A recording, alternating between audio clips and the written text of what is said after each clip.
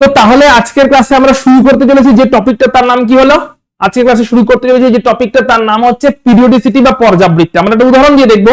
আমরা কি দেখলাম? পর্যাবৃত্তি বা পিরিয়ডিসিটি কাকে বলে দেখলাম যে chemical property, physical property repeat হচ্ছে। আমরা দুটো উদাহরণ নেব, গ্রুপ 1 কে নেব উদাহরণে, আর নেব গ্রুপ 17 কে উদাহরণে। কি কারা কারা রিপিট হচ্ছে? প্রপার্টি রিপিট হচ্ছে, ফিজিক্যাল প্রপার্টি, কেমিক্যাল প্রপার্টি কি হচ্ছে? রিপিট হচ্ছে। আচ্ছা, এই রিপিটের পিছনে কারণটা কি?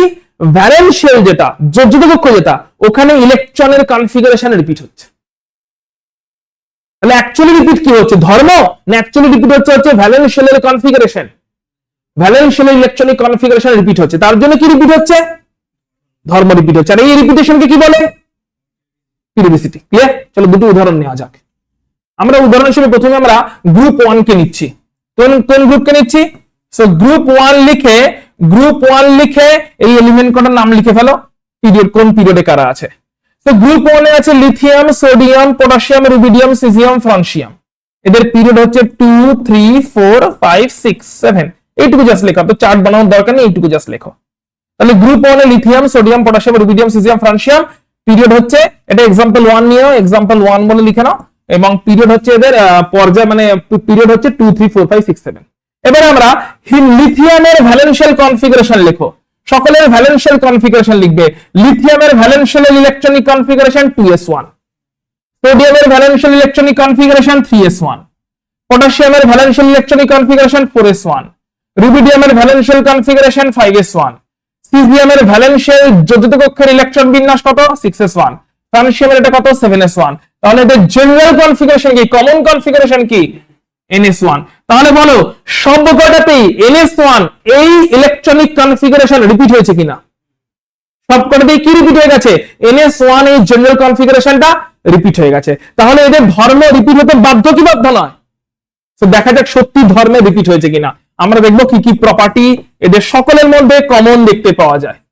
প্রপার্টি বা ধর্ম কি কি দেখতে পাওয়া যায় যেটা এদের সকলের মধ্যে কমন। ns1 হওয়ার জন্য কি কি হয়েছে বলো? এদের কনফিগারেশন তাহলে দাঁড়াচ্ছে ns1। ns1 যদি কনফিগারেশন হয়, তাহলে যে কোনো একটা মৌল, যে কোনো একটা লিথিয়াম, সোডিয়াম, পটাশিয়াম, যে কোনো একটাকে নিলাম, সেখান থেকে একটা ইলেকট্রন বেরিয়ে চলে গেলেই তাহলে ক্যাটায়ন তৈরি হয়ে যাবে, yes or no? তাহলে এদের সকলের জন্য কমন ধর্ম কিনা? সকলেই একটা ইলেকট্রন লস করে কি তৈরি করে? ক্যাটায়ন তৈরি করে। 2 নাম্বার বলো, ইলেকট্রনের লসকে কি বলি? জারণ না বিজারণ? অক্সিডেশন না রিডাকশন?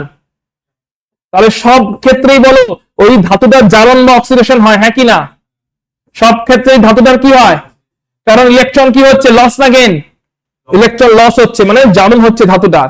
আচ্ছা, ইলেকট্রনের বর্জন, ইলেকট্রনের লস, এটাকে কি বলি? ধাতব চরিত্র, মেটালিক ক্যারেক্টার, না অধাতব চরিত্র, নন মেটালিক ক্যারেক্টার? তাহলে সবাই মেটালিক ক্যারেক্টার শো করছে, ধাতব চরিত্র শো করছে। কারণ ইলেকট্রনের লসকেই বলা হয় ধাতু। ধাতুর সংজ্ঞা কি? ইলেকট্রন যে লস করতে পারে, ইলেকট্রন যে ছাড়তে পারে, বর্জন করতে পারে। তাহলে একটা হচ্ছে সকলেই ইলেকট্রন বর্জন করে, একটা করে ইলেকট্রনই বর্জন করে দিয়ে একটা চার্জ যুক্ত ক্যাটায়ন তৈরি করে। এমন না যে কেউ দ্বিতীয় দুটো চার্জ যুক্ত ক্যাটায়ন বানাচ্ছে। সকলেই একটা করে ইলেকট্রন বর্জন করে, একটা করে ইলেকট্রন বর্জন করে, একটাই ক্যাটায়নিক চার্জ যুক্ত আয়ন তৈরি করে। তার জন্য ইলেকট্রন বর্জন করে বলে সবাইকেই বলি জারিত হচ্ছে, অক্সিডেশন হচ্ছে। ইলেকট্রন বর্জন করে বলে এদের সকলেরই মেটালিক ক্যারেক্টার আছে বা ধাতব চরিত্র আছে। সমস্ত ধর্মদের মিলে যাচ্ছে। কেন? এই ns1টা খালি মিলে গেছে। এদের যোজ্যতা কত? ভ্যালেন্সি কত? যোজ্যতা হচ্ছে +1, কারণ একটাই প্লাস চার্জের আয়ন তৈরি করেছে, তাই যোজ্যতা হচ্ছে এদের +1। তাহলে এদের সমস্ত ধর্ম এদের কি হয়ে যাচ্ছে? এদের মিলে যাচ্ছে। এরা সকলেই ক্ষার ধাতু বা অ্যালকালি মেটাল। এরা সকলেই ক্ষার ধাতু বা অ্যালকালি মেটাল। সো এদের এত যে প্রপার্টি যেগুলো সবার জন্য কমন, লিথিয়াম, সোডিয়াম, পটাশিয়াম সবার জন্য এই যে সমস্ত প্রপার্টি গুলো কমন হয়ে গেল, সকলের যে সমস্ত প্রপার্টি কমন হয়ে গেল, এর পিছনে আসল মেরুদণ্ডকার, আসল কারণটা কার? এই ns1 হচ্ছে এদের কমন কনফিগারেশন ভ্যালেন্সিয়ালের। তার জন্য সকলের ধর্ম মিলে গেছে। ক্লিয়ার হয়েছে? এক্সাম্পল 2 নিয়ে আরেকবার দেখে নেবো যে এই জিনিসটা সকলের সব সময়তেই হচ্ছে, যে ভ্যালেন্সিয়ালের কনফিগারেশনটাই খালি রিপিট হয়ে যাচ্ছে। তো সমস্ত ধর্মই একই রকম হয়ে যাচ্ছে। যারা একই শ্রেণীতে আছে, একই গ্রুপে যারা আছে, সমস্ত ধর্মই একই রকম হয়ে যাচ্ছে। আমরা আরো একটা এক্সাম্পল নিচ্ছি। সেকেন্ড এক্সাম্পল হিসেবে আমরা নিচ্ছি গ্রুপ নাম্বার 17 কে নিচ্ছি এক্সাম্পল 2 তে।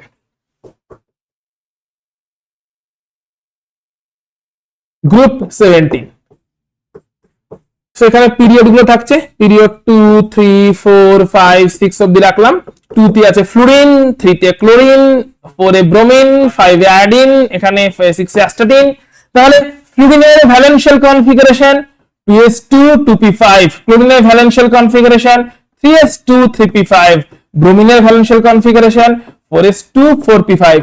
এক্ষুনি বের করেছো আয়োডিনের ইলেকট্রনিক ভ্যালেন্সিয়াল configuration 5s2 5p5, astatine 6s2 6s2 6p5। এগুলো হচ্ছে তোমার এদের ভ্যালেন্সিয়াল কনফিগারেশন। বলো ভ্যালেন্সিয়াল কনফিগারেশন রিপিট হয়েছে কি হয়নি? তাহলে এদের কমন কি দাঁড়াচ্ছে? ns2 np5, এটা হচ্ছে এদের কমন ইলেকট্রনিক কনফিগারেশন। এবার এই কমন ইলেকট্রনিক কনফিগারেশনের জন্য এদের কি সত্যি সত্যি প্রপার্টির মিল হয়েছে? চলো চেক করে নেওয়া যাক, ভেরিফাই করা যাক। এই কমন ইলেকট্রনিক কনফিগারেশনের জন্য এদের কি প্রপার্টিতে সত্যি সত্যি মিল পাওয়া গেছে? যে কোনো একটা হ্যালোজেনকে নিলাম, সেই হ্যালোজেনটা বলে একটা ইলেকট্রন গ্রহণ করে হ্যালাইড তৈরি করবে, হ্যাঁ কি না? সকল হ্যালোজেনে একটা করে ইলেকট্রন গ্রহণ করবে, দিয়ে কি তৈরি করবে?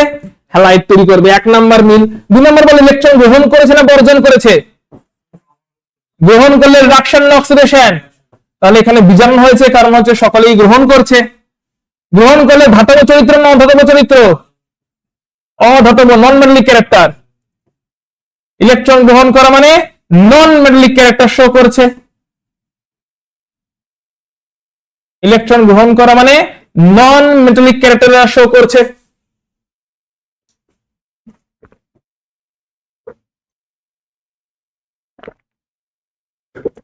ধাতব চরিত্র সরি অধাতব চরিত্র শো করছে, বিজারণ হচ্ছে। বলো এরা সকলেই হ্যালোজেন কিনা? সকলেই এরা হচ্ছে হ্যালোজেন মৌল, একই রকমের ধর্মযুক্ত হ্যালোজেন মৌল। বলো এই হ্যালোজেন ইলেকট্রন গ্রহণ করলে যে এটা হলো এটাই হ্যালাইড। ক্লোরিন ইলেকট্রন গ্রহণ করলে হবে F- ফ্লুরাইড। ক্লোরিন ইলেকট্রন গ্রহণ করলে হবে Cl- ক্লোরাইড। এগুলো সবই হ্যালোজেন ইলেকট্রন গ্রহণ করলে হবে হ্যালাইড। এটা হ্যালোজেন ইলেকট্রন গ্রহণ করেছে হ্যালাইড। এগুলো সবই কাদের চরিত্র বলছি? হ্যালাইড গুলোরই চরিত্র বলছি, একই রকম হয়ে যাচ্ছে। হ্যালোজেন গুলোরই চরিত্র বলছি, একই রকম হয়ে যাচ্ছে। এদের যোগ্যতা কত? একটা করে ইলেকট্রন গ্রহণ করে, যোগ্যতা -1। তাহলে বলো সকলের এই যে সবকটা প্রপার্টি মিলে গেছে, এরা সকলেই সেম ওতে বিহেভ করছে, সকলের রিডাকশন হয়, সকলেরই রিডাকশন হয়, সকলেরই এখানে নন মেটাল, সকলেই এখানে হ্যালোজেন, সকলেই এখানে -1 যোগ্যতা বা ভ্যালেন্সি শো করে। আচ্ছা যাদের রিডাকশন হয় তাদেরকে কেমন এজেন্ট বলি? তারা হচ্ছে অক্সিডাইজিং এজেন্ট। যাদের বিজারণ হয় তারা হচ্ছে জারক দ্রব্য। তাহলে এরা সকলেই জারক দ্রব্য। আগেরটাতে বলতে পারি এরা সকলেই কেমন দ্রব্য? এরা সকলেই বিজারক দ্রব্য বা রিডিউসিং এজেন্ট।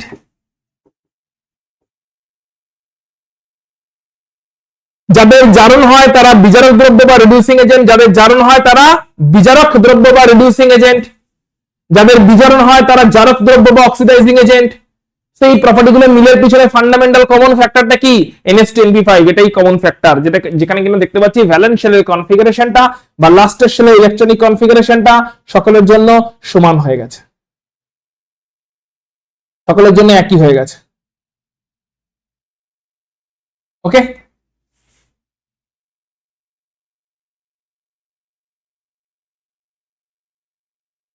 লেখা হয়ে গেছে? বলো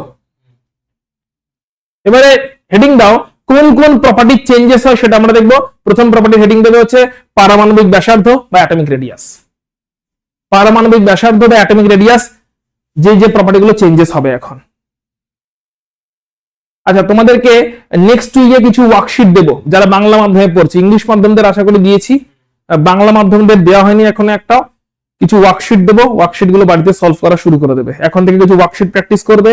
আচ্ছা নেক্সট উইক, কালকে ক্লাসে আসছো, কালকে হয়তো দেওয়া হবে না, নেক্সট উইকে দেবো। ঠিক আছে, কালকে প্রিন্টটা হয়তো হবে না, নেক্সট উইকে কতগুলো ওয়ার্কশিট দেবো, ওয়ার্কশিট গুলো তোমরা বাড়িতে প্র্যাকটিস করা শুরু করে দেবে। বাড়িতে এমএসিকিউ গুলো এখন থেকে প্র্যাকটিস করতে শুরু করে দেবে, যাতে আমাদের এগিয়ে থাকি আমরা।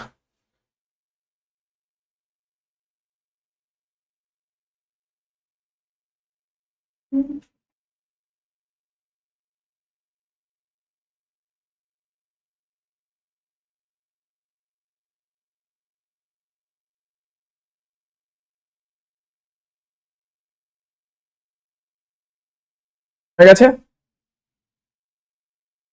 আচ্ছা শুভম, তুই আমাকে বলবি, তুই আমাকে এটা বলেছিলি যে শুক্রবার তোর আর কোনো প্রবলেম নেই, প্রবলেম আছে কি নেই ফাইনালি,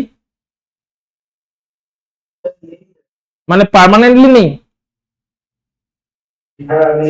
ওকে, তোর মানে আমি এই কারণে জিজ্ঞেস করছি তোদের যাতে, কারণ তোদের অসুবিধা হবে বলে মনে হচ্ছিল যে বুধবার রাত্রেবেলা আমরা যে ক্লাসটা করি সেটাতে একটু রাত হয়ে যাওয়ার চান্সেস থাকে অনেক সময়, তো সেই কারণে আমি যদি শুক্রবার এই সময় এই ক্লাসটা রাখি, এক্সট্রা ক্লাসেস যখন যখন থাকবে, সেটার জন্য জিজ্ঞেস করছি। এই 4টে, 4:15, আজকে একটু দেরি হয়ে গেছে, এই রথযাত্রা বলে একটু ভিড় ভাট্টা হয়েছিল বলে দেরি হয়ে গেছে, আদারওয়াইজ 4টে, 4:30, 4টে, 4:15 নাগাদ যদি ক্লাস রাখি তাহলে পার্মানেন্ট সেন্সে কোনোদিন আসতে পারলে অফলাইনে করবে, কোনোদিন আসতে না পারলে না হয় অনলাইনে করলে, কিন্তু অফলাইনে ধরে বলছি শুক্রবার এই 4:30 এই সময়টা যদি ক্লাসেস থাকে, কোনো অসুবিধা আছে? 4টে, 4:30? তো শিওর বল। হ্যাঁ হ্যাঁ হ্যাঁ, 6:45 মধ্যেই ছেড়ে দেবো, কারণ আমারও 6টা থেকে ক্লাস থাকবে, 6:45 মধ্যে নিয়ে ছাড়তে হবে। আর তোর আজকে 6:45 ক্লাস আছে না? তোর তো ক্লাস নেই বলছি আজকে, নাহলে আমার সাথে চলে যেতে স্কুটি করে, না ওদিকেই আমি যাবো, দিতাম তোকে, ঠিক আছে? আদারওয়াইজ ওকে না। তাহলে শুভমের এমনিতে কোনো পার্মানেন্ট সেন্সে কোনো অসুবিধা নেই তো? শুভমকে জিজ্ঞেস করছি, কারণ তুই আমাকে বলেছিলি তোর প্রতি শুক্রবার হলে অসুবিধা হতে পারে। আর হবে না? বেশ, তাহলে আমরা একটা কাজ করছি, বুধবার রাত্রে যে ক্লাসটা করছিলাম যেটা একটু রাত হয়ে যাচ্ছিল, কারণ তোদের রাত হয়ে যাচ্ছে বলে আমিও বেশিক্ষণ অতটা টানতে পারছিলাম না সবসময়, তো ওই ক্লাসটা আমরা তাহলে শুক্রবারে এই 4টে, 4:15 দিকে রাখছি। শুক্রবারে কি এমনিতে স্কুল যাওয়া হয় শুভমের?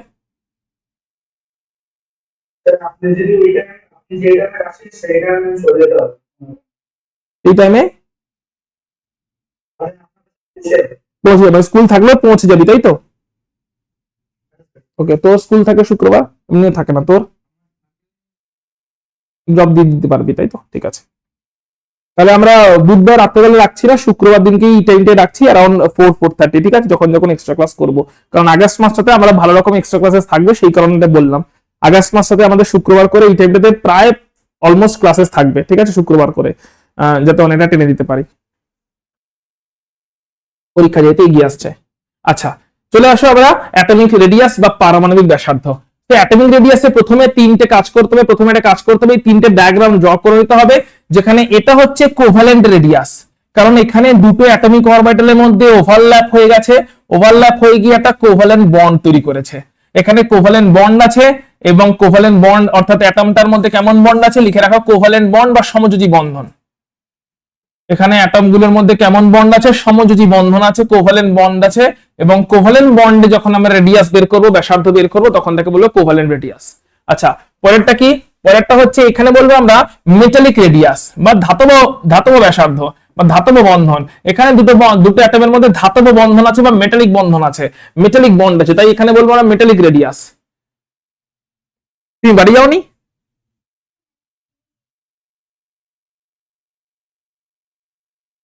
ঠিক ঠিক ঠিক ঠিক। ধাতব বন্ধন বা এটা হচ্ছে কি, ধাতব বন্ধন মানে হচ্ছে এটা বেসিক্যালি এখানে মেটালিক বন্ড আছে, কি আছে? মেটালিক বন্ড আছে। আচ্ছা, এখানে হচ্ছে এটা কোনো বন্ড নেই, একটা খুবই দুর্বল আকর্ষণ বল আছে, যেটাকে বলে ভ্যান ডার ওয়াল বন্ধন। ভ্যান ডার ওয়াল বন্ধন যদিও বলছি, কিন্তু মনে রাখতে হবে ভ্যান ডার ওয়াল বন্ধন যদিও বলছি, কিন্তু এটা বেসিক্যালি একটা আকর্ষণ বল, এটা খুব একটা শক্তিশালী বন্ধন নয়। ভ্যান ডার ওয়ালস আকর্ষণ বল আছে, বুঝতেই পারছো, খুব একটা শক্তিশালী আকর্ষণ বল নয় বলেই অ্যাটম গুলো একে অপরকে টাচও করেনি। এখানে অ্যাটম গুলো, ইলেকট্রন গুলো একে অপরের মধ্যে ওভারল্যাপ করে গেছে, অভিলেপন হয়ে গেছে, ঢুকে গেছে, অ্যাটমের ইলেকট্রন গুলো একে অপরের মধ্যে ঢুকে গেছে যখন সমযোজী বন্ধন বা কোভ্যালেন্ট বন্ড তৈরি হয়েছে। এখানে অ্যাটম গুলো একে অপরকে টাচ করেছে অ্যাটলিস্ট যখন ধাতব বন্ধন বা মেটালিক বন্ড তৈরি হয়েছে। এখানে অ্যাটম গুলো একে অপরকে টাচ অব্দি করেনি, অর্থাৎ খুব একটা শক্তিশালী বন্ধন তৈরি হয়নি, শক্তিশালী বন্ড তৈরি হয়নি, উইক বন্ডই তৈরি হয়েছে, যেটাকে আমরা বলছি van der Waals attraction force. Van der Waals attraction force, clear? খুব একটা শক্তিশালী বন্ধন হয়েছে না? খুব একটা শক্তিশালী বন্ধন এখানে তৈরি হয়নি। এবারে অ্যাটমিক রেডিয়াসের ডেফিনেশন দেখবে, লিখে রাখো পারমাণবিক ব্যাসার্ধ বা অ্যাটমিক রেডিয়াস। পারমাণবিক ব্যাসার্ধ মানে দুটো ধাতু পরমাণু, দুটো মেটাল পরমাণুর মধ্যে যে ক্রিস্টালের মধ্যে যে বন্ডটা আছে, ধর ধাতুর একটা ক্রিস্টাল, ধর আয়রনের একটা ক্রিস্টাল আছে, হ্যাঁ কি না? পেরেক বাড়িতে যে পেরেক পোতা হচ্ছে, ওই পেরেকটা কি? এটা আয়রনের ক্রিস্টাল। ওই আয়রন ক্রিস্টালে আয়রন অ্যাটম গুলো আছে, এই আয়রন অ্যাটম গুলোর মধ্যে কেমন বন্ড আছে? এটা হচ্ছে ধাতব বন্ধন না মেটালিক বন্ডিং? কোন মেটাল ক্রিস্টালের মধ্যে যে বন্ডগুলো আছে তাকে বলি আমরা মেটালিক বন্ডিং। এটা স্টিল মানে হচ্ছে মেটাল, মেটাল ক্রিস্টালের মধ্যে কেমন হয় বন্ডটা আছে, দ্যাট ইজ মেটালিক বন্ডিং। ঠিক আছে। কোভ্যালেন্ট বন্ডিং মানে দুটো অ্যাটম ইলেকট্রন ক্লাউড একে অপরকে শেয়ার করছে, দুটো অ্যাটমের ইলেকট্রন মেঘ, ইলেকট্রনের অরবিটাল গুলো একে অপরের সঙ্গে শেয়ারিং হচ্ছে, সমযোজী বন্ধন বা কোভ্যালেন্ট বন্ডিং। এখানে একটা দুর্বল আকর্ষণ বলা আছে, তাই ডিসটেন্স আছে দেখতে পাচ্ছি, দুর্বল অ্যাট্রাকশন আছে। অ্যাটমিক রেডিয়াস বা পারমাণবিক ব্যাসার্ধ এর ডেফিনেশন কি? এর ডেফিনেশন হচ্ছে আন্ত নিউক্লিয় দূরত্ব বা ইন্টার নিউক্লিয়ার ডিস্টেন্স, আন্ত নিউক্লিয় দূরত্ব বা ইন্টার নিউক্লিয়ার ডিস্টেন্স বাই 2, এটাই হচ্ছে পারমাণবিক ব্যাসার্ধ। মানেটা কি? মানে এবার দেখবো, এই যে দুটো নিউক্লিয়াসের মধ্যে যে দূরত্ব তাকে 2 দিয়ে ভাগ করলে আমরা পাবো হচ্ছে অ্যাটমিক রেডিয়াস, এটা হচ্ছে কোভ্যালেন্ট রেডিয়াস। দুটো নিউক্লিয়াসের মধ্যে যে দূরত্ব তাকে 2 দিয়ে ভাগ করলে আমরা পেয়ে যাব কোভ্যালেন্ট রেডিয়াস। দুটো নিউক্লিয়াসের মধ্যে যে দূরত্ব তাকে 2 দিয়ে ভাগ করলে আমরা পাবো মেটালিক রেডিয়াস। এই একটা নিউক্লিয়াস, এই একটা নিউক্লিয়াস, এই একটা নিউক্লিয়াস, দুটো নিউক্লিয়াসের মধ্যে দূরত্বের অর্ধেক, দুটো নিউক্লিয়াসের মধ্যে দূরত্বের অর্ধেক, এটাই হচ্ছে অ্যাটমিক রেডিয়াস। এবার অ্যাটম গুলো কেমন ভাবে বন্ড আছে, কোভ্যালেন্ট বন্ড আছে, তাহলে সেই রেডিয়াসকে বলবো কোভ্যালেন্ট রেডিয়াস। অ্যাটম গুলোর মধ্যে কেমন বন্ড আছে, মেটালিক বন্ড আছে, ধাতব বন্ধন আছে, তাহলে সেই রেডিয়াসকে বলবো মেটালিক রেডিয়াস বা ধাতব ব্যাসার্ধ। অ্যাটম গুলোর মধ্যে কেমন আকর্ষণ বল আছে, দুর্বল ভ্যান ডার ওয়াল আকর্ষণ বল আছে, তাহলে সেক্ষেত্রে যে অ্যাটমিক রেডিয়াস যেটা কিনা দূরত্বের অর্ধেক, নিউক্লিয়াস দুটোর মধ্যে দূরত্বের অর্ধেক, সেই রেডিয়াসকে বলবো ভ্যান ডার ওয়াল রেডিয়াস।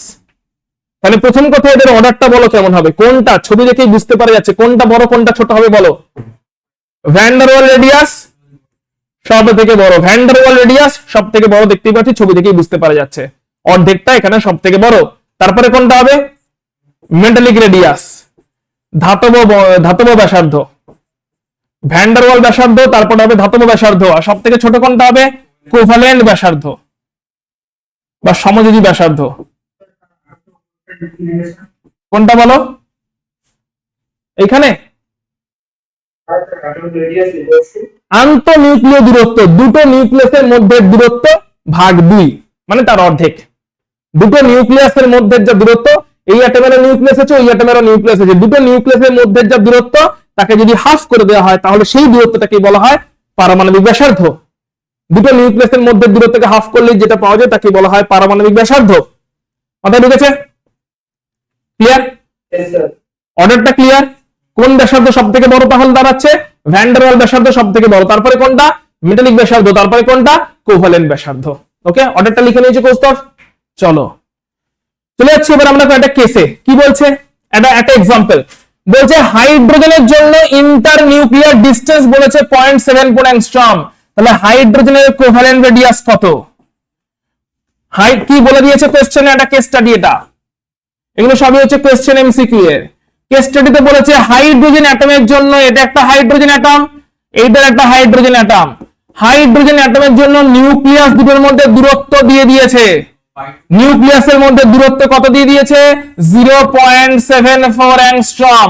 বলেছে কোভ্যালেন্ট ব্যাসার্ধ কত, কোভ্যালেন্ট ব্যাসার্ধ বলেছে বলে আমি ওইরকম ওভারল্যাপ করে ড্র করেছি, কারণ এইখানে বন্ধন আছে, এইটাই হচ্ছে কোভ্যালেন্ট বন্ধন।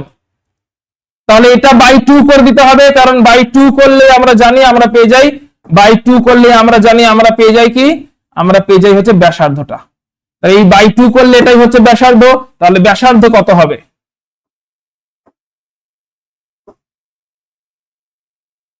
ব্যাসার্ধ হবে হচ্ছে সমযোজী ব্যাসার্ধ হবে 0.74 বাই 2, দ্যাট ইজ 0.37 অ্যাংস্ট্রম।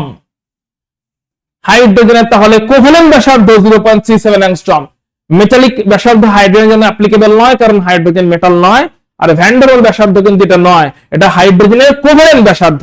অর্থাৎ যখন দুটো হাইড্রোজেন অ্যাটম কোভ্যালেন্ট বন্ধনে আছে, সমযোজী বন্ধনে আছে, হাইড্রোজেন অ্যাটম গুলোর অরবিটাল গুলো একে অপরের সঙ্গে ওভারল্যাপ করে আছে, একে অপরের সঙ্গে ইলেকট্রন গুলো শেয়ারিং হয়ে আছে, একটা কমন শেয়ারিং জোন তৈরি হয়েছে, একটা কমন জোন তৈরি হয়েছে যেটাকে আমরা সমযোজী বন্ধন বলছি। তাহলে যখন কমন জোন তৈরি হয়েছে, সমযোজী বন্ধনে আছে অ্যাটম গুলোর অরবিটাল গুলো, তখন ব্যাসার্ধ কত, 0.74 বাই 2, দ্যাট ইজ 0.37 অ্যাংস্ট্রম। ওকে। এবারে পরেরটা HCl এর জন্য বলে দিচ্ছে, কেস স্টাডি 2 এটা। তুমি সব প্রবলেম এক্সামের, হাইড্রোজেন আছে, ক্লোরিন আছে, হাইড্রোজেন অবশ্যই ছোট, ক্লোরিন অবশ্যই বড়। এই হচ্ছে HCl অণুর সমযোজী বন্ধন। তাহলে নিউক্লিয়াস গুলোর মধ্যে যেটা দূরত্ব, ওটাকে আমরা কি বলবো? আন্তঃনিউক্লিয় দূরত্ব। এইটা কত বলে দিয়েছে কোশ্চেন পড়ে দেখো, এটা এখন বলে দিয়েছে 1.36 অ্যাংস্ট্রম। কোশ্চেন পড়ে দেখো বলে দিয়েছে এখন হাইড্রোজেনের নিউক্লিয়াস আর ক্লোরিনের নিউক্লিয়াস, এদের মধ্যে দূরত্ব হচ্ছে 1.36 অ্যাংস্ট্রম।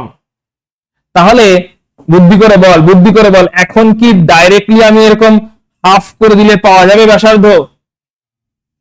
এখন ব্যাসার্ধ এরকম হাফ করে দিলে কি এটা হাইড্রোজেনের ব্যাসার্ধটাকে ক্লোরিনের ব্যাসার্ধ বলবো? এখন কিন্তু হাফ করলে হচ্ছে না, এখন ব্যাসার্ধ মোটামুটি এরকম জায়গা দিয়ে যাবে, হ্যাঁ কি না? তাই তো, ব্যাসার্ধ মোটামুটি এরকম জায়গা দিয়ে যাবে। তাহলে হাইড্রোজেনের ব্যাসার্ধটা কত? একটু আগে আমরা বার করেছি, অর্থাৎ আমাদের কাছে আছে টোটাল ডিস্টেন্সটা, যেটাকে আমরা DHCl বলছি। টোটাল ডিস্টেন্স হচ্ছে দুটো নিউক্লিয়াসের মধ্যে ডিস্টেন্স, যেটা হচ্ছে 1.36 অ্যাংস্ট্রম, যেটা ইজ ইকুয়াল টু হচ্ছে হাইড্রোজেনের ব্যাসার্ধ প্লাস ক্লোরিনের ব্যাসার্ধ। তার মধ্যে হাইড্রোজেনের ব্যাসার্ধ আমরা পেয়ে গেছি অলরেডি 0.37 অ্যাংস্ট্রম আগের প্রবলেম থেকে। তাহলে ক্লোরিনের ব্যাসার্ধ এখন পেয়ে যাব 1.36 মাইনাস 0.37, যেটা কিনা আগের থেকে পেয়ে গেছি, মাইনাস করলে 0.99 অ্যাংস্ট্রম হবে ক্লোরিনের ব্যাসার্ধ। কারণ দুজনের সমষ্টিটাই হচ্ছে টোটালটা। এইটা হচ্ছে ক্লোরিনের ব্যাসার্ধ, এটা হচ্ছে ক্লোরিনের ব্যাসার্ধ, এইটা হচ্ছে হাইড্রোজেনের ব্যাসার্ধ। এটাকে বললাম RH, এটাকে বললাম RCl। তাহলে RH প্লাস RCl করলে টোটাল পাওয়া যাচ্ছে, RH প্লাস RCl করলে টোটাল পাওয়া যাচ্ছে, ওটা হচ্ছে 1.36 অ্যাংস্ট্রম। RH টা একটু আগে বার করেছি 0.37 অ্যাংস্ট্রম, তাহলে RCl টা কত? 1.36, যেটা কিনা টোটাল 1.36 থেকে 0.37, যেটা কিনা H মাইনাস করলেই RCl পেয়ে যাচ্ছি। এরকম ছোট ছোট কিন্তু অঙ্ক দিতে পারে, খুবই কমন ছোট ছোট অঙ্ক, কনসেপ্ট জানা থাকলে তবে তুমি করতে পারবে। ছোট ছোট কিন্তু অঙ্ক দিতে পারে, ছবি এঁকে, এবার অঙ্কগুলো আবার ডাইরেক্ট না দিয়ে ছবির মাধ্যমেও বলে দিতে পারে যে এই টোটালটা 1.36, এইটা হচ্ছে তোমার 0.37, তাহলে ওইটা কত, ছবির মাধ্যমে অঙ্ক দিতে পারে। ছবি ভালো করে বুঝে সেক্ষেত্রে অঙ্ক করতে হবে।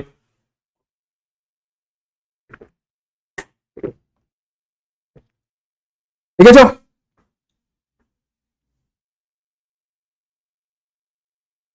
কিভাবে লেখা হয়েছে?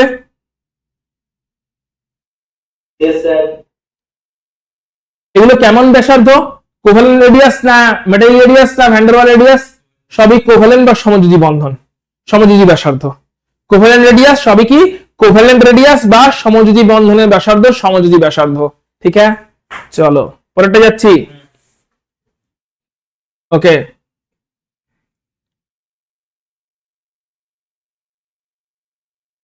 এটা কেস স্টাডি 3 কি বলছে দেখো। কেস 3 বলছে ধাতব সোডিয়াম, ধাতব সোডিয়াম মানে বলেই দিলে কিন্তু মেটাল, মেটাল সোডিয়ামের দুটো সোডিয়াম অ্যাটমের মধ্যে দূরত্ব 3.72 অ্যাংস্ট্রম। এই একটা সোডিয়াম, এই একটা সোডিয়াম, এই দুটোর মধ্যে ডিসটেন্স বলে দিয়েছে 3.72 অ্যাংস্ট্রম। দুটো সোডিয়াম মেটালের মধ্যে সোডিয়াম অ্যাটমই থাকবে, সোডিয়াম মেটালের মধ্যে সোডিয়াম অ্যাটমই থাকবে। সো দুটো সোডিয়াম অ্যাটম, যদিও আমার একটা ছোট একটা বড় হয়ে গেছে, বাট দুটোই সেম সেম হবে। এবং দুটো সোডিয়াম অ্যাটমের মধ্যে যে ইন্টার নিউক্লিয়ার ডিসটেন্স, দুটো সোডিয়াম অ্যাটমের মধ্যে যে নিউক্লিয়াস গুলোর মধ্যে ডিসটেন্স, এটা বলে দিয়েছে কোশ্চেনে 3.72 অ্যাংস্ট্রম। তাহলে এখানে কোন ব্যাসার্ধ অ্যাপ্লিকেবল, মেটালিক না কোভ্যালেন্ট না ভ্যান ডার ওয়ালস? কারণ মেটালের কথা বলে দিচ্ছে, তাই এখানে মেটালিক ব্যাসার্ধ, মেটালিক রেডিয়াস কত হবে? 3.72/2, which is কত আসছে বলো? 1.86।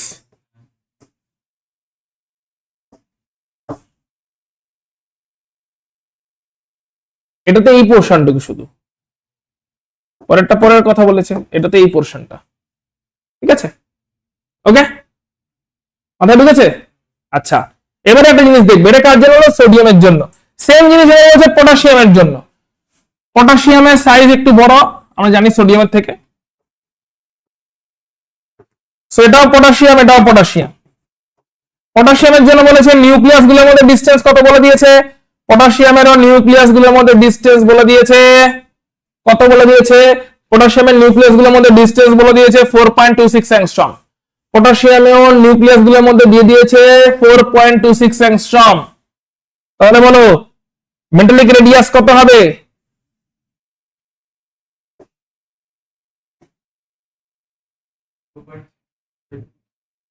দ্যাট ইজ পারমাণবিক ব্যাসার্ধ হবে হচ্ছে মেটালিক রেডিয়াস, ঠিক আছে।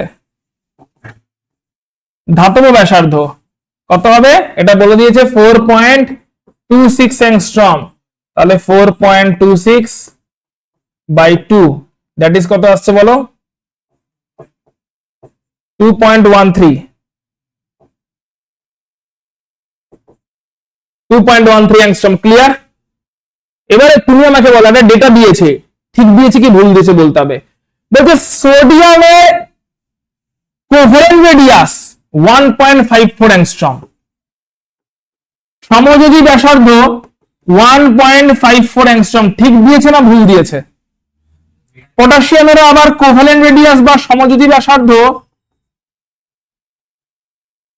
2.03 অ্যাংস্ট্রম, ঠিক দিয়েছে কি ভুল দিয়েছে? 2.03 অ্যাংস্ট্রম। পটাশিয়ামের সমযোজী বা কোভ্যালেন্টটা বলে দিচ্ছে 2.03, পটাশিয়ামের মেটালিক বা ধাতব বেরিয়েছে 2.13। সোডিয়ামের ধাতব ব্যাসার্ধ বা মেটালিক রেডিয়াস সোডিয়ামের জন্য বেরিয়েছে 1.86, আর সমযোজী বা কোভ্যালেন্ট রেডিয়াস বলছে 1.54। ঠিকঠাক ডেটা দিয়েছে কিনা জানতে চাইছি। প্রথমে একটা ভুল, এটা কি ভুল কেন বলো? কোভ্যালেন্ট রেডিয়াস ওটা equal metallic radius equal. Covalent রেডিয়াসের মান ধাতব রেডিয়াসের থেকে ছোট হয় না বড় হয়? ধাতব রেডিয়াস বা মেটালিক রেডিয়াস কত? ধাতব রেডিয়াস কত? ধাতব রেডিয়াস বা মেটালিক রেডিয়াস, সোডিয়ামের ধাতব রেডিয়াস বা মেটালিক রেডিয়াস কত? 1.86। তাহলে ধাতব রেডিয়াস বা মেটালিক রেডিয়াস হচ্ছে 1.86, সোডিয়ামের ধাতব বা মেটালিক রেডিয়াস কত? 1.86 অ্যাংস্ট্রম। কোভ্যালেন্ট রেডিয়াসের মান ওর থেকে ছোট না বড়? একটু আগে আমরা অর্ডার দেখেছি, অর্ডারে কি বলছি, কে বড় কে ছোট? মেটালিক রেডিয়াস বড়, কোভ্যালেন্ট ছোট। সোডিয়ামের জন্য মেটালিকটা বড় 1.86, কোভ্যালেন্ট ছোট 1.54। পটাশিয়ামের জন্য মেটালিক বড় 2.13, কোভ্যালেন্টটা ছোট 2.03। তাহলে ডেটা ঠিক দেওয়া আছে কি ভুল দেওয়া আছে? ঠিক দেওয়া আছে তো, যে সোডিয়ামের কোভ্যালেন্ট রেডিয়াস বা সমযোজী ব্যাসার্ধ 1.54, পটাশিয়ামের সমযোজী ব্যাসার্ধ 2.03, যারা কিনা ওদের ধাতব ব্যাসার্ধ থেকে কম। ক্লিয়ার? দুজনেরই কিন্তু ধাতব ব্যাসার্ধ থেকে ভ্যালুটা কম। ওকে, বল বল বল, মাথায় ঢুকেছে না ঢোকেনি? লিখে নাও লিখে নাও।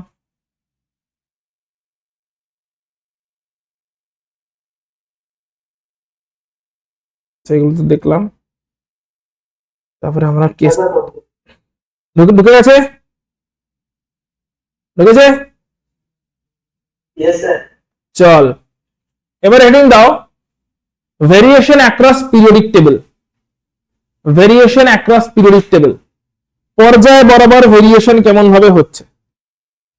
পর্যায় সারণীতে পর্যায় বরাবর বা শ্রেণী বরাবর সাইজ বাড়ছে না কমছে, কি হচ্ছে? পর্যায় বরাবর মানে লেফট টু রাইটে। সো লেফট টু রাইটে আমরা যাচ্ছি, তাহলে এই পর্যায় বরাবর লেফট টু রাইটে সাইজ বাড়ছে না কমছে দেখতে হবে, আবার উপর থেকে নিচে সাইজ বাড়ছে না কমছে আমাদের দেখতে হবে। তো তোমরাই বলো, পিরিয়ড বরাবর নিউক্লিয়ার চার্জ, দুটো ফ্যাক্টর আছে, একটা ফ্যাক্টরকে বলা হয় নিউক্লিয়ার চার্জ। নিউক্লিয়ার চার্জ বা নিউক্লিয়াসের আকর্ষণ, নিউক্লিয়াসের আকর্ষণ একটা ফ্যাক্টর, আর একটা ফ্যাক্টর আছে দূরত্ব, নিউক্লিয়াস থেকে দূরত্ব বা ডিস্টেন্স। নিউক্লিয়াস থেকে দূরত্ব বা ডিস্টেন্স, ডিস্টেন্স ফ্রম নিউক্লিয়াস বা শেল নাম্বারও বলা যেতে পারে। ডিস্টেন্স না বলে শেল নাম্বার বা কক্ষ সংখ্যাও বলা যেতে পারে। এই দুটো ফ্যাক্টর আছে যারা কিনা ডিসাইড করে যে কেমন করে রেডিয়াসের ভেরিয়েশন হবে। প্রথম ফ্যাক্টরের নাম হচ্ছে নিউক্লিয়ার আকর্ষণ। সো নিজেরাই বলো তোমরা, বাঁদিক থেকে ডান দিকে যাচ্ছি, উদাহরণ হিসেবে নিতে পারি lithium, beryllium, boron, carbon, nitrogen, oxygen, fluorine, neon. বাঁদিক থেকে ডান দিকে যাচ্ছি, নিউক্লিয়াসের আকর্ষণ বাড়ছে না কমছে? বাঁদিক থেকে ডান দিকে যাচ্ছে, নিউক্লিয়াসের অ্যাট্রাকশন বাড়ছে না কমছে? অ্যাট্রাকশন কমছে। লিথিয়ামে 3টে প্রোটন, নিয়নে 10টা প্রোটন, তাহলে নিউক্লিয়াসে প্রোটন বেড়েছে, তাহলে অ্যাট্রাকশন বাড়ছে না কমছে? তাহলে প্রোটন নাম্বার বাড়ছে, এখানে কটা প্রোটন? 3টে প্রোটন, এখানে কটা প্রোটন? 10টা প্রোটন, তাহলে প্রোটন নাম্বার বেড়েছে, তাহলে অ্যাট্রাকশনটাকে নিউক্লিয়ার অ্যাট্রাকশনকে জেড স্টার দিয়ে বোঝানো হয়। নিউক্লিয়ার অ্যাট্রাকশন হচ্ছে জেড স্টার, আর শেল নাম্বার হচ্ছে এন, প্রিন্সিপাল কোয়ান্টাম নাম্বার, যেটাকে আমরা শেল নাম্বার বলে থাকি। প্রিন্সিপাল কোয়ান্টাম নাম্বার যেটাকে আমরা বলে থাকি শেল নাম্বার, সেটা হচ্ছে এন। তাহলে জেড স্টার বা তোমার নিউক্লিয়ার চার্জ বাড়ছে, নিজেরাই বলো নিউক্লিয়ার চার্জ বাড়ছে, কিন্তু শেল নাম্বার বাড়ছে কি কমছে? বুদ্ধি করে বলতে হবে। বাদিক থেকে ডান দিকে শেল নাম্বার বাড়ছে না কমছে? Shell number. লিথিয়ামের কনফিগারেশন লিখে নাও, PS1। বেরিলিয়ামের কনফিগারেশন বাড়ছে,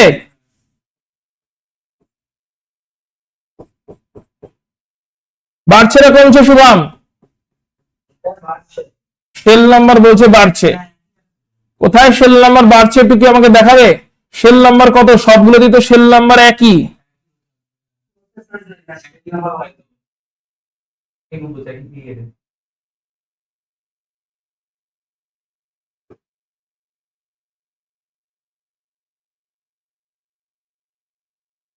হ্যাঁ হ্যাঁ হ্যাঁ,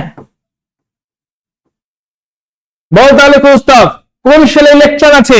শেল নাম্বার বলবি, শুধু অরবিটাল চাইছি না, শেল নাম্বার। সেকেন্ড শেল, কোন শেল ইলেকট্রন আছে? সেকেন্ড শেল, কোন শেল ইলেকট্রন আছে? Second shell, second shell, second shell, second shell. তাহলে কোথায় শেল নাম্বার বেড়েছে? এন তো 2 আছে সব জায়গায়, অরবিটাল চেঞ্জ হয়ে গেছে, অরবিটাল গুলো চেঞ্জ হয়ে গেছে, কিন্তু শেল নাম্বার কি বেড়েছে? একই শেলে ইলেকট্রন ঢুকেছে। তাহলে এদিকে তাকাও, সিচুয়েশন কেমন হলো ভালো করে দেখে নাও।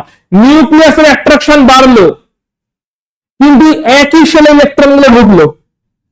তাহলে বলো নিউক্লিয়াসের অ্যাট্রাকশন বেড়েছে, একই শেলে ইলেকট্রন ঢুকেছে। নিউক্লিয়াসের অ্যাট্রাকশন বেড়েছে, একই শেলে ইলেকট্রন গুলো ঢুকেছে। তাহলে বলো শেলটা কাছে আসবে কিনা অ্যাট্রাকশন বেড়েছে বলে? কারণ শেল ডুবে যেতে পারেনি, কারণ একই শেলে ইলেকট্রন ঢুকে গেছে। তাহলে সেম শেলে ইলেকট্রন ঢুকে গেছে, শেল ডুবে যেতে পারেনি, নিউক্লিয়াসের অ্যাট্রাকশন বেড়ে গেছে। তাহলে শেল কাছে আসবে না দূরে যাবে? শেলে কাছে আসা দেখতে পাবো। তাহলে শেল নাম্বার কনস্ট্যান্ট হয়ে গেছে, সেই কারণে রেডিয়াস দেখতে পাচ্ছি আস্তে আস্তে কমে গেছে, রেডিয়াস আস্তে আস্তে কমে গেছে। ক্লিয়ার মাথায় ঢুকেছে? রেডিয়াস কেন কমেছে? কারণ অ্যাট্রাকশন বেড়েছে, কিন্তু শেল গুলো একই রয়ে গেছে, ওই একই শেলে ইলেকট্রন গুলো ঢুকে গেছে, তাই রেডিয়াস আলটিমেটলি কমে গেছে, কারণ ক্লোজ চলে এসেছে, কন্ট্রাকশন হয়ে গেছে। ওপর থেকে নিচে দেখবে, ওপর থেকে নিচে বলো প্রোটন নাম্বার বাড়ছে না কমছে? Lithium, sodium, potassium, rubidium, caesium. লিথিয়ামে কত? 3টে প্রোটন, সোডিয়ামে 11টা প্রোটন, ক্যালসিয়ামে 19টা প্রোটন, রুবিডিয়ামে 37টা প্রোটন, সিজিয়ামে 55টা প্রোটন। হ্যাঁ আসছি, জেড স্টার নিউক্লিয়াস, আমি শুধু প্রোটন নাম্বার, অ্যাটমিক নাম্বার বলছি। অ্যাটমিক নাম্বার কত হলো? ছিল কত? 3, অ্যাটমিক নাম্বার বেড়ে হয়েছে 11। অ্যাটমিক নাম্বার বা প্রোটন নাম্বার বাড়ছে না কমছে? তাহলে অ্যাটমিক নাম্বার হচ্ছে জেড, তাহলে জেড কি হচ্ছে? বাড়ছে। আচ্ছা জেড বাড়লে নিউক্লিয়াসের অ্যাট্রাকশন কি হবে? জেড বাড়ছে, অ্যাটমিক নাম্বার বাড়ছে, প্রোটন নাম্বার বাড়ছে, তাহলে নিউক্লিয়াসের অ্যাট্রাকশনও বাড়ছে। তাহলে নিউক্লিয়াসের অ্যাট্রাকশন বাড়ছে কেন দেখলাম, রাইট? একটা পয়েন্ট দেখছি যাকে বলে স্ক্রিনিং এফেক্ট। আপাতত মনে রাখো, দেখছি জিনিসটা কি, স্ক্রিনিং এফেক্টটা মনে রাখো। স্ক্রিনিং এফেক্ট বাড়লে নিউক্লিয়ার চার্জ কমে যায়। তাহলে ওপর থেকে নিচে একটা ফ্যাক্টর নিউক্লিয়ার চার্জকে বাড়াচ্ছে, যেটা যে প্রোটন বাড়ছে বলে নিউক্লিয়ার চার্জ বাড়ছে। অন্য ফ্যাক্টর নিউক্লিয়ার চার্জকে কমাচ্ছে, সেটা হচ্ছে স্ক্রিনিং এফেক্ট বাড়লে নিউক্লিয়ার চার্জ কমে যাচ্ছে। এখান থেকে আমরা বলতে পারি তাহলে কি, নিউক্লিয়ার চার্জ আসলে একই থেকে যাচ্ছে, কারণ একটা ফ্যাক্টর নিউক্লিয়ার চার্জকে বাড়াচ্ছে, অন্য ফ্যাক্টর নিউক্লিয়ার চার্জকে কমিয়ে দিচ্ছে। স্ক্রিনিং এফেক্ট ফ্যাক্টরটা কেমন করে নিউক্লিয়ার চার্জকে কমাচ্ছে আমরা আস্তে আস্তে দেখবো। তো স্ক্রিনিং এফেক্ট বলে একটা ফ্যাক্টর আসছে, যে স্ক্রিনিং এফেক্ট ফ্যাক্টরটা নিউক্লিয়ার চার্জকে কমিয়ে দিচ্ছে, অন্যদিকে একটা ফ্যাক্টর নিউক্লিয়ার চার্জকে বাড়িয়ে দিচ্ছে। তাহলে নিউক্লিয়ার চার্জ আলটিমেটলি কনস্ট্যান্ট, একজন বাড়াচ্ছে একজন কমাচ্ছে, কনস্ট্যান্ট। কিন্তু বলো ওপর থেকে নিচে শেল নাম্বার বাড়ছে না কমছে? 2s1, 3s1, 4s1, 5s1, 6s1। এখানে 2 শেল ছিল, এখানে 3s শেল এসছে, এখানে 4s শেল এসছে, এখানে 5s শেল এসছে, এখানে 6s শেল এসছে। তাহলে উপর থেকে নিচে শেল নাম্বার বাড়ছে। তাহলে দেখাও এদিকে আবার নিউক্লিয়াসের অ্যাট্রাকশন মোটামুটি কনস্ট্যান্ট হয়ে গেছে, কিন্তু নতুন নতুন নতুন নতুন শেল দূরে দূরে অ্যাড হচ্ছে বিকজ সেল নাম্বার বাড়ছে, নতুন নতুন নতুন নতুন শেল দূরে দূরে অ্যাড হচ্ছে বিকজ সেল নাম্বার বাড়ছে। তাহলে আলটিমেটলি কি হচ্ছে, সাইজটা বড় হচ্ছে না কমে যাচ্ছে? নিউক্লিয়ার অ্যাট্রাকশন একই রকম আছে, নিউক্লিয়ার অ্যাট্রাকশনে কোনো চেঞ্জ হয়নি, কারণ একটা ফ্যাক্টর নিউক্লিয়ার অ্যাট্রাকশনকে বাড়াচ্ছে, অন্য ফ্যাক্টর নিউক্লিয়ার অ্যাট্রাকশনকে কমিয়ে দিচ্ছে। নিউক্লিয়ার অ্যাট্রাকশনে কোনো চেঞ্জ হয়নি, এবারে অ্যাট্রাকশন একই রকম আছে কিন্তু সেল নাম্বার অ্যাড হচ্ছে, নতুন নতুন সেল দূরে দূরে অ্যাড হচ্ছে। তাহলে বলো সাইজটা কি হচ্ছে, বাড়ছে না কমছে? ক্লিয়ারলি বাড়ছে। তাহলে বাঁ দিক থেকে ডান দিকে সাইজ কমে, তার কারণগুলো আমরা দেখলাম। ওপর থেকে নিচে সাইজ বাড়ে, ওপর থেকে নিচে সাইজ বাড়ে, বাঁ দিক থেকে ডান দিকে সাইজ কমে যায়। আসিনি, এখন বলিনি, জাস্ট স্ক্রিনিং এফেক্টটা একটা এফেক্ট, যে এফেক্টটা বাড়ে ওপর থেকে নিচে মনে রাখতে হবে। ঠিক আছে, স্ক্রিনিং এফেক্টটা কিসের উপর ডিপেন্ড করে সেটা বলবি, এইটুকু মনে রাখো, ইলেকট্রন নাম্বারের উপরে। তুমি বলো ওপর থেকে নিচে প্রোটন নাম্বার বাড়ছে না কমছে? প্রোটন নাম্বার মানে ইলেকট্রন নাম্বার বাড়বে না কমবে? আর ইলেকট্রন নাম্বার বাড়লে স্ক্রিনিং এফেক্টও বাড়বে। আপাতত এটুকু মনে রাখো, আসবো স্ক্রিনিং এফেক্টে। তাই উপর থেকে নিচে প্রোটন নাম্বার বাড়ছে, প্রোটন নাম্বার বাড়লে ইলেকট্রন নাম্বার বাড়ছে, ইলেকট্রন নাম্বার বাড়লে স্ক্রিনিং এফেক্টও বাড়ছে। আর স্ক্রিনিং এফেক্ট বাড়লে সেটা নিউক্লিয়ার চার্জকে কমিয়ে দেয়, একজন বাড়াচ্ছে একজন কমাচ্ছে, তাই নিউক্লিয়ার চার্জ তো কনস্ট্যান্ট হয়ে গেছে, কিন্তু সেল গুলো নতুন নতুন সেল দূরে দূরে অ্যাড হচ্ছে। সেল অ্যাড হয়ে যাওয়ার জন্য নিউক্লিয়ার রেডিয়াস ছোট হচ্ছে, মানে অ্যাটমের রেডিয়াস ছোট হয়ে যাচ্ছে। মনে আসছে? এতদূর ক্লিয়ার হয়েছে? এবারে একটা কেস স্টাডি দেখবো। ফ্লুরিন থেকে নিয়নে একটা প্রবলেম হয়, সেটা ফ্লুরিন নয়, গ্রুপ 17 যে আছে সেখান থেকে গ্রুপ 18 একটা ছোট প্রবলেম আছে, সেই প্রবলেমটা দেখবো। হেডিং দিয়ে দাও কেস স্টাডি। চেঞ্জ করবো, প্রস্তাব চেঞ্জ করবো, লিখে নাও তাড়াতাড়ি। এই কেস স্টাডিটা করে আজকে আমরা ক্লাসটা শেষ করবো। অ্যাটমিক রেডিয়াসে তাহলে ক্লাস মোটামুটি গুলো হয়ে যাবে, কালকে আবার বাকিটা আমরা কমপ্লিট করবো।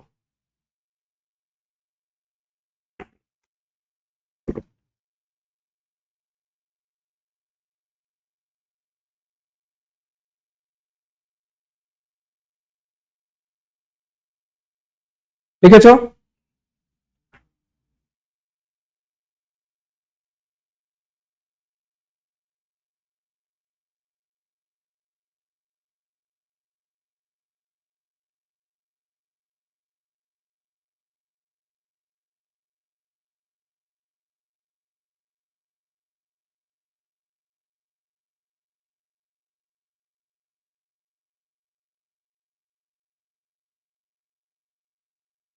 শুভম লেখা হয়েছে?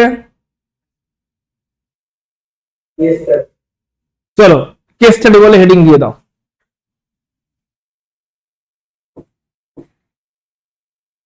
বলো ফ্লুরিন আছে হচ্ছে গ্রুপ নাম্বার 17 এ, কনফিগারেশন 2s2 2p5, যে কোনো হ্যালোজেন এখানেই আছে। গ্রুপ নাম্বার 18 নিয়ন আছে, configuration 2s2 2p6, 2s2 2p6। এইখানে কি ম্যাক্সিমাম ইলেকট্রন আছে না এইখানে ম্যাক্সিমাম ইলেকট্রন আছে? কোথায় ম্যাক্সিমাম ইলেকট্রন আছে? কোথায় অষ্টক পূর্তি হয়ে গেছে বা অক্টেট ফুলফিল হয়ে গেছে? এখানে অষ্টক পূর্তি হয়ে গেছে, ভ্যালেন্স শেলে সবগুলো ইলেকট্রন চলে এসেছে।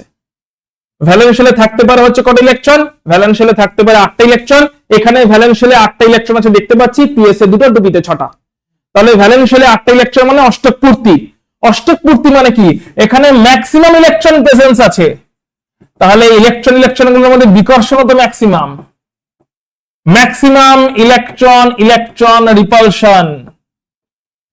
আর যদি বলো বিকর্ষণ বা রিপালশনটা ম্যাক্সিমাম হয়, তাহলে ইলেকট্রনগুলো কি একটু সরে সরে বসার চেষ্টা করবে, একটু কি দূরে দূরে যাওয়ার চেষ্টা করবে? অবশ্যই করবে। তার জন্য সামান্য আয়তন বৃদ্ধি বা স্লাইট এক্সপ্যানশন হবে। ফ্লুরিন থেকে নিয়নের কথা কি ছিল? কথা ছিল হচ্ছে রেডিয়াস কমবে, বাদিক থেকে ডান দিকে রেডিয়াস কমে, এটাই আমরা আশা করেছিলাম। কিন্তু দেখলাম কি? দেখলাম হচ্ছে বাদিক থেকে ডান দিকে, বিশেষ করে গ্রুপ 17 থেকে গ্রুপ 18 যে কোনো হ্যালোজেন থেকে যে কোনো নোবেল গ্যাসে এত বেশি ইলেকট্রন চলে এসছে, সব অরবিটাল ভর্তি হয়ে গেছে, ইলেকট্রন পুরো ভর্তি হয়ে গেছে, ওদের মধ্যে প্রচুর বিকর্ষণ হচ্ছে। বিকর্ষণের জন্য ইলেকট্রন গুলো একটু দূরে দূরে ছড়িয়ে যেতে চাইবে, আর ইলেকট্রন গুলো একটু যদি দূরে দূরে স্প্রেড আউট হয়ে যায়, সামান্য আয়তন বৃদ্ধি হবে। তার মানে ফাইনাল অর্ডার কি দাঁড়াচ্ছে? লিথিয়াম থেকে বেরিলিয়ামে আয়তন কমছে, ব্যাসার্ধ কমছে, বোরনে আরো কমছে, কার্বনে আরো কমছে, নাইট্রোজেনে কমছে, অক্সিজেনে কমছে, ফ্লুরিনে কমছে, কিন্তু নিয়নে একটুখানি বাড়ছে। এবার কোশ্চেন দেবে কোনখান থেকে? এইখান থেকে কোশ্চেনটা তুলে দেবে, বলবো অক্সিজেন, ফ্লুরিন আর নিয়ন এদের মধ্যে কেমন অর্ডার হবে সাজিয়ে দাও, কারণ বাকিগুলো সবই স্মুথ ট্রেন্ডে আছে। ওইখানে গিয়ে একটা এক্সেপশন তৈরি হয়েছে। নিয়ন একটা কমার কথা ছিল, কিন্তু এত বেশি ইলেকট্রন, নিয়নে একদম ভর্তি ভর্তি ইলেকট্রন, এত বেশি ইলেকট্রন যে একটু হলেও সাইজটা বেড়ে যাচ্ছে। কমার কথা ছিল কিন্তু ফ্লুরিনের থেকে বেড়ে গেল। জিজ্ঞেস করে স্যার অক্সিজেন থেকে কি বললো? না, ফ্লুরিনের থেকে সাইজটা একটু বেড়ে গেল। তাহলে এটা হচ্ছে আমাদের ফাইনাল অর্ডার, যেখানে নিয়নেরটা কিন্তু সব থেকে কম হওয়ার কথা ছিল, কিন্তু সব থেকে কম কার? তাহলে ফ্লুরিনেরটা হচ্ছে সব থেকে কম। এটা হচ্ছে স্মলেস্ট। কেউ এটা করবে না বাঁদিক থেকে ডান দিকে তো সাইজ ছোট হয়, তাহলে ডান দিকে আছে নিয়ন, ওর সাইজ সব থেকে ছোট হবে না, নিয়নে গিয়ে সাইজ একটু বাড়ছে, তার আগের জনের সাইজ সব থেকে ছোট ফ্লুরিনের। একই রকম ভাবে বাঁদিক থেকে ডান দিকে সাইজ ছোট হয়, আর্গন একদম ডান দিকে আছে গ্রুপ নাম্বার 18 সব থেকে ছোট সাইজ হবে না, ও ঠিক আগের জন ক্লোরিনের সাইজ সব থেকে ছোট হবে, কারণ আর্গনে গিয়ে নিয়নে গিয়ে নোবেল গ্যাসগুলো থেকে সাইজ একটু হলেও বেড়ে যাচ্ছে, কারণ ওখানে ম্যাক্সিমাম ইলেকট্রন বসে আছে, তাদের মধ্যে ম্যাক্সিমাম রিপালশন বা বিকর্ষণ চলছে, তাই তারা একটু দূরে দূরে যাওয়ার চেষ্টা করছে, সাইজ একটু ইনক্রিজ হচ্ছে, তার জন্য সাইজটা কিন্তু সব থেকে ছোট হওয়ার কথা হলেও হচ্ছে না। রিপালশনের জন্য ওখানে মানে অ্যাটোমিক রেডিয়াসটা মানে বাড়ছি দরকার, প্রোটন নাম্বার এই যে একটু দূরে দূরে যাওয়া, প্রোটন নাম্বার তো সেম ধরে ব্যালেন্স করে দিতে চার্জ তো ব্যালেন্স হচ্ছে, কিন্তু ইলেকট্রন গুলো একটু দূরে দূরে যাচ্ছে। ধাক্কা ধাক্কি হচ্ছে, রিপালশন হচ্ছে বলে ওরা একটু দূরে দূরে গিয়ে নিজেকে স্টেবিলাইজ করার চেষ্টা করবে কিনা। একদম পাশাপাশি বসে রিপালশন হচ্ছে, তাহলে ওরা ওই অ্যাটমের মধ্যেই থাকছে, একটু দূরে ছড়াচ্ছে। দূরে ছড়াচ্ছে মানে চার্জটা নিউট্রালাইজ হচ্ছে না তত না। সে যত দূরে যাক না কেন, প্রোটনের আন্ডারে থাকলে প্রোটনের পজিটিভ চার্জ ইলেকট্রনের নেগেটিভ চার্জ কিন্তু এমনি নিউট্রালাইজ করবে, এর সঙ্গে তো দূর বা কাছের কোনো সম্পর্ক নেই। যতক্ষণ ইলেকট্রন অ্যাটমের মধ্যে আছে ততক্ষণ নিউক্লিয়াসের প্রোটনিক চার্জ সেই ইলেকট্রনের চার্জকে তো ব্যালেন্স করবেই করবে, ইলেকট্রন কাছে থাকলেও করবে, দূরে থাকলেও করবে। কিন্তু ইলেকট্রন গুলো কাছাকাছি থাকতে গিয়ে রিপালশন ফেস করছে, তাই একটু ওদের দূরে যেতে হচ্ছে। আর ইলেকট্রন গুলো একটু দূরে যাওয়া মানে ওভারঅল অ্যাটমটা একটু ভলিউমে ফুলে যাওয়া, হ্যাঁ কিনা, দ্যাট ইজ সাইজটা বেড়ে গেল, যেটা কিন্তু বাড়ার কথা ছিল না। সো গ্রুপ 17 থেকে গ্রুপ 18 বাঁ দিক থেকে ডান দিকে সাইজ কমে যাওয়ার কথা ছিল, কিন্তু 17 থেকে 18 সাইজটা সামান্য বেড়ে গেল, কারণ এখানে ইলেকট্রন রিপালশনটা ম্যাক্সিমাম হয়েছে। বলো ক্লিয়ার কিনা? কালকে আমরা ঠিক এর পর থেকে শুরু করব, আজকে ক্লাসটা এখানে স্টপ করব, কালকে আমরা শুরু করব ঠিক এর এক্স্যাক্টলি পর থেকে, যেখানে কিনা অ্যাটমিক রেডিয়াসের আরেকটা দুটো কেস করে নিয়ে আমরা চলে যাব হচ্ছে পরের আয়োনেশন এনার্জি, ইলেকট্রন অ্যাফিনিটি, এবং কালকে টার্গেট রাখবো যাতে টেবিলটা যদি পুরোপুরি শেষ করে দেওয়া যায় বা অ্যাটলিস্ট 90% শেষ করে দেওয়া যায়, ঠিক আছে? আর নেক্সট ফ্রাইডে তো আমি চেষ্টা করবো আবার সেম টাইমে এই 4 o'clock থেকে একটা ক্লাসেস রাখতে, তো নেক্সট ফ্রাইডের জন্য তোমরা রেডি থেকো। 4 o'clock হয়তো 4:15 করে আমরা আবার ক্লাসেস রাখবো, যে ক্লাসে যদি কালকের ক্লাসে পিরিয়ড টেবিল শেষ হয়ে যায় ওয়েল এন্ড গুড, যদি কিছু কিছু বাকি থাকে দেখবো সেটা যদি মাঝখানে বুধবারেও করিয়ে দেওয়া যায় বা কোনোদিন করিয়ে দেওয়া যায়, কারণ পিরিয়ড টেবিলটা আবার নেক্সট ফ্রাইডে অবধি আমি নিয়ে যেতে চাইছি না। তার মধ্যে এর আগে নেক্সট উইকে হয়তো সেক্ষেত্রে হতে পারে যে বুধবারও একটা ক্লাস রাখলাম অনলাইনে বা অফলাইনে, বা মঙ্গলবারও রাখলাম, বা কোনোদিন একটা ক্লাস হতে রাখলাম না, রেকর্ডিং করলাম এবং রেকর্ডিংটা তোমাদের সাথে শেয়ার করে দিলাম, সেটা কিছু একটা করবো। যদি কালকের ক্লাসে পিরিয়ড টেবিল পুরোটা শেষ না হয়, যদি লাস্টের দিকে একটু বাকি রয়ে যায়, তাহলে আরো একটা ক্লাস পিরিয়ড টেবিল নেব, সেটা আইদার অনলাইনে অর অফলাইনে অর রেকর্ডিং এর মাধ্যমে কোনো একটা ভাবে পিরিয়ড টেবিলের একটা ক্লাস নেব, এবং সেটার মাধ্যমে ক্লাসটা পিরিয়ড টেবিলটাকে শেষ করব, পর্যায় সারণীকে শেষ করব। নেক্সট ফ্রাইডেতে আমাদের যে ক্লাস থাকবে সেই ক্লাসে কিন্তু আমরা স্ট্রিক্টলি শুরু করব হচ্ছে কেমিক্যাল বন্ডিং। নেক্সট উইকে আমরা পুরোপুরি কেমিক্যাল বন্ডিং শুরু করে দিচ্ছি, তাই পর্যায় সারণী এবং অ্যাটমিক স্ট্রাকচার ভালো করে এর মধ্যে প্রিপারেশন করে ফেলো। আর অ্যাটমিক স্ট্রাকচারের অঙ্কের দুটো ভিডিও তোমাদের গ্রুপে পাঠিয়েছিলাম, ওই ভিডিও থেকে অঙ্কগুলো প্র্যাকটিস করে নিও। অ্যাটমিক স্ট্রাকচারে কিন্তু অঙ্কের কিন্তু আর কোনো চ্যাপ্টার আমাদের এই সেমিস্টারে নেই। প্রথম চ্যাপ্টারে দেখবে 3টে ভিডিও পাঠিয়েছি গ্রুপে অঙ্ক প্র্যাকটিস করার জন্য, দ্বিতীয় চ্যাপ্টার থেকে 2টো ভিডিও পাঠিয়েছি গ্রুপে অঙ্ক প্র্যাকটিস করার জন্য। এরপর থেকে আমরা কেমিক্যাল বন্ডিংটাকে নিয়ে চলবো, আর এস ব্লক পি ব্লকটাকে অল্প অল্প করে টানতে শুরু করে দেবো। এস ব্লকে কিছুটা মার্কিং করে দিয়েছি, কালকের ক্লাসে প্রত্যেকে বই নিয়ে আসবে, আমরা এস ব্লকটাকে বাকিটা মার্কিং করে দেবো, যাতে ওইটার মুখস্থ করা পার্টটা এখন থেকে শুরু করতে পারো, কারণ পুরো এস ব্লক পুরোপুরি মুখস্থ। কিসের উপরে মুখস্থ? এই পর্যায় সারণীর উপরে বেস করেই মুখস্থ। তাই এস ব্লককে অন্ধের মতন মুখস্থ না করে এস ব্লকটাকে বুঝে বুঝে মুখস্থ করতে গেলে আগে পর্যায় সারণী আর ইলেকট্রনিক কনফিগারেশন, পরমাণুর গঠন, এই দুটোকে রেডি করে নাও, যাতে এরপরে এস ব্লকের মুখস্থ করার কাজটা বাড়িতে শুরু করতে পারো। এস ব্লকটা একটু মেমোরাইজিং চ্যাপ্টার, একটু মুখস্থ করতে হবে, একটু মার্কিং করে দিলে সুবিধা হবে তোমাদের, তাই মার্কিংটা করে দেবো। কালকে ক্লাসে প্রত্যেকে বই নিয়ে আসবে, আর এদিকে কেমিক্যাল বন্ডিং আমাদের চলতে থাকবে, ঠিক আছে? অ্যাটমিক স্ট্রাকচারে আর বেসিক কনসেপ্টের অঙ্কগুলো এর মধ্যে প্র্যাকটিস করে রিভাইজ করে নেবে। ঠিক আছে, চলো প্যাক আপ করো। স্যার আগের স্লাইডে